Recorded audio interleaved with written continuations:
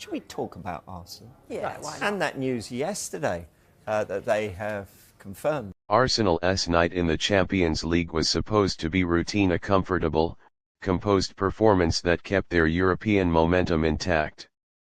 Instead, it turned into another chapter of sheer controversy as VAR once again took center stage, denying what looked like a stonewall penalty in the second half of their clash against Club Brugge. The frustration from supporters was instant, explosive, and justified, as the Gunners were left asking the same question they've asked far too often this season: what exactly does it take for Arsenal to get a penalty? The moment that ignited the fury came in the 63rd minute.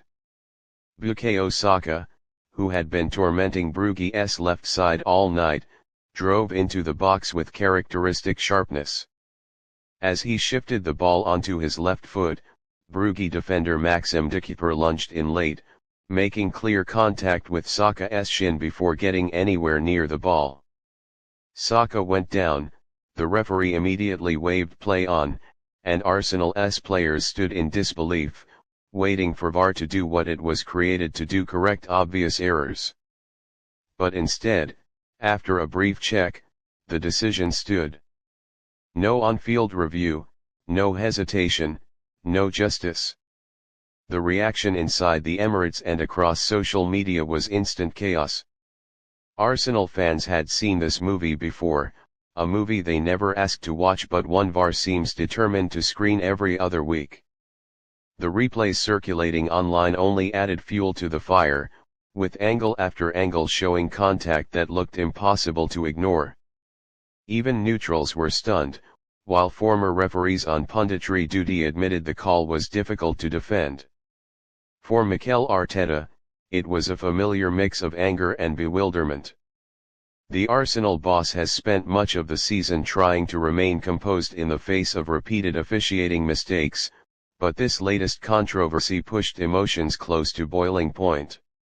His post-match comments were measured but sharp, stating that the decision was incomprehensible and reinforcing his belief that Arsenal are being subjected to inexplicably poor calls in major moments. It was evident he felt the decision robbed his team not just of a penalty, but of control and momentum in a tight match. The players, too, showed visible frustration. Saka himself could be seen speaking to the referee after the final whistle, gesturing to his shin where contact had been made. Captain Martin Odegaard was more restrained, but his disappointment was clear as he expressed the team's confusion over the decision.